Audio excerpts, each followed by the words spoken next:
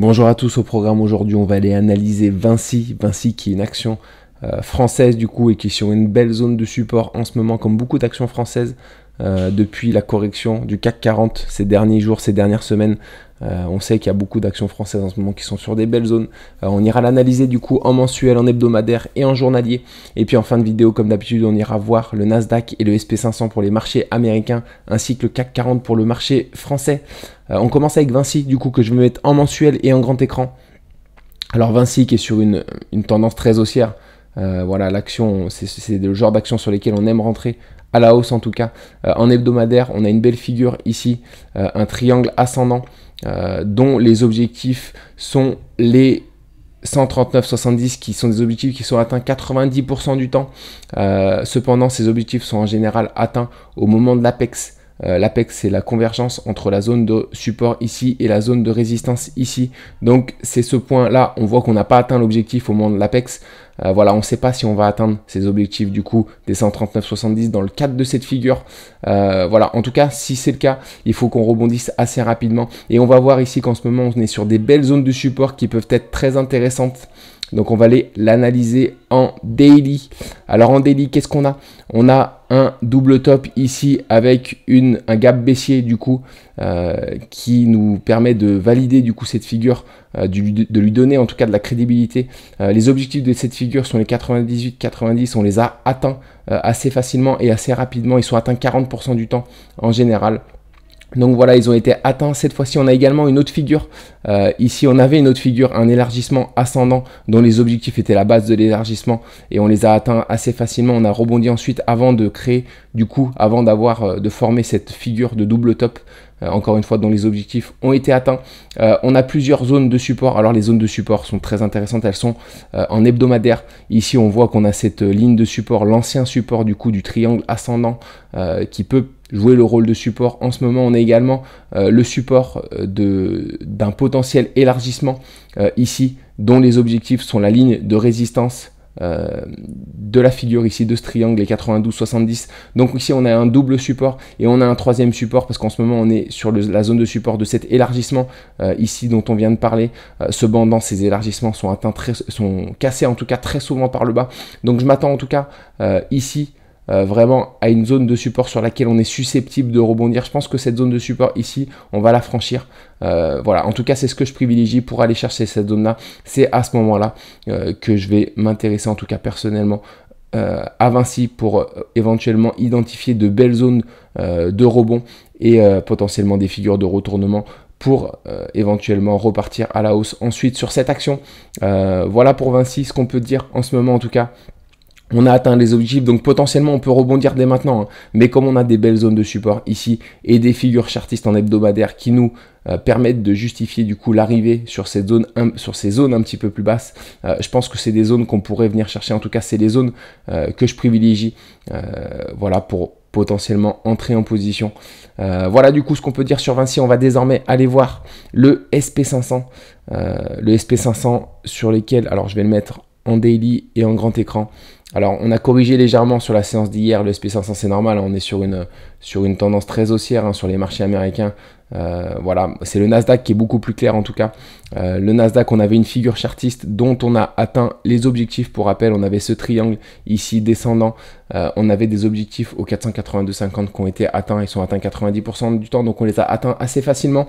On a également une autre figure ici, un élargissement symétrique de sommet. On a fait une rotation partielle, on a cassé par le haut. Les objectifs sont les 515,20 qui sont atteints 75% du temps. Donc c'est 3 fois sur 4, c'est pas 100% du temps. Hein, dans un quart des cas, dans 25% du temps, on n'atteint pas ces objectifs. Ça a été le cas du coup du CAC 40 qui a formé exactement la même figure en hebdomadaire récemment et qui n'a pas atteint ses objectifs du coup. Donc voilà, en tout cas, pour le SP500, pour le Nasdaq, on est parti du coup pour les atteindre. On est en bonne route, en tout cas on est en direction de ces objectifs. Donc c'est des objectifs encore une fois qui doivent être privilégiés vu qu'ils sont atteints 75% du temps. Donc c'est le scénario à court terme à privilégier. Par contre en cours de chemin on va probablement pas monter tout droit, on aura probablement quelques secousses ici parce que ça fait un petit moment qu'on monte tout droit. Voilà, donc c'est difficile à tenir des rythmes aussi ascendants comme ça, aussi fortement haussiers. On va avoir des corrections peut-être en chemin, sachant que les objectifs de cette figure, qui sont les 515-20, peuvent être atteints à la moitié de la formation de la figure, donc je pense autour du mois de juillet, mi-juillet en tout cas. C'est le timing moyen d'atteinte de ces objectifs ici. Donc on va suivre ça en tout cas sur le Nasdaq. Pour le CAC 40, qui a...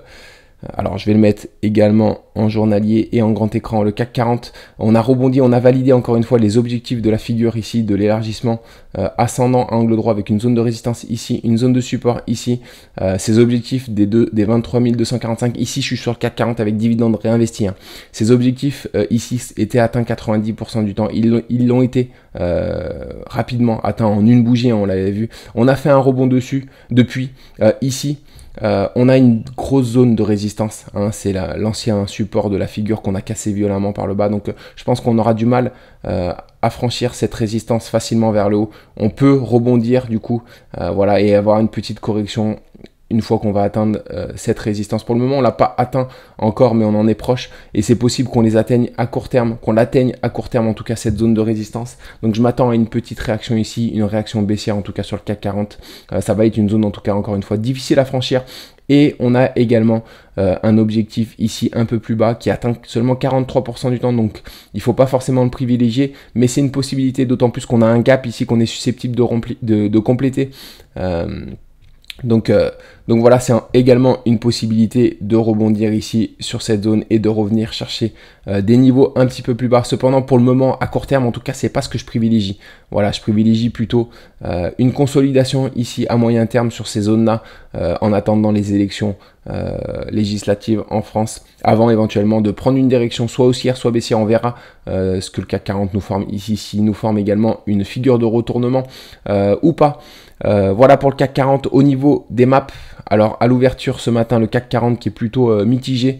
Alors au niveau des perfs, on a Danone qui fait plus 1,2% et Orange qui fait 0,5%. Alors on est plutôt dans le rouge hein, sur le CAC 40. Hein. Je vois, on a beaucoup de contre-performances, notamment Alstom qui perd 2% avec Renault, Schneider moins 1,5%. Donc voilà, plutôt une ouverture dans le rouge ce matin sur le CAC 40. Concernant le SP500, le SP500 à la fermeture, à la clôture hier, qui était plutôt dans le vert quant à lui. On a seulement Nvidia qui a perdu 3,5%, Apple moins 2%. Alors c'était les actions qui étaient en pleine bourre en ce moment qui commencent à corriger un petit peu. Tesla qui perd également presque 2%, Netflix moins 1%. Au niveau des perfs, on a du coup IBM qui prend 2% quasiment, Amazon également qui prend 2%, Johnson & Johnson 1,5%. Voilà donc du coup pour le marché américain, on va suivre ça à l'ouverture aujourd'hui sur la dernière séance de la semaine.